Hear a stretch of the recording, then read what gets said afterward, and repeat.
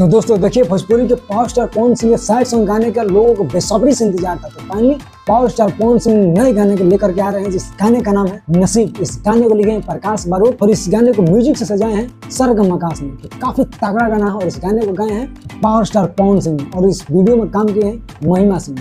तो काफी तगड़ा गाना है दोस्तों, बहुत ही तगड़ा ये सैड सॉन्ग होने वाला है, जो कि आप सभी को ये गाना देखने और सुनने को मिलेगा यसी फिल्म्स के ऑफिशियल यूट्यूब चैनल पर 7 जुलाई को 2 बजे यानी 2 PM तो संध्या के समय ये गाना रिलीज होने वाला है यसी फिल्म्स पर। तो जितने भी हमारे पावर स्टार पवन सिंह के फैन हैं, तो प्लीज़ आप लोग इस वीडियो को इतना शेयर करिए कि सारे पावर स्टार पवन सिंह के फैन के पास वीडियो चला जाए और वो हमेशा की तरह इस गाने का भी वेट करें। और इस गाने को 2 PM में छोड़ा जाएगा यानी शाम के समय। तो आप लोग ऐसे ही प्यार इस बात बनाए रखिए। तो आप सभी के लिए हम भोजपुरी इंडस्ट्री के सारे कलाकार का न्यूज़ इस चैनल पर आप सभी को देखने सुनने को मिलता रहता है। तो प्लीज़ मेरे चैनल को भी सब्सक्राइब कर लीजिए।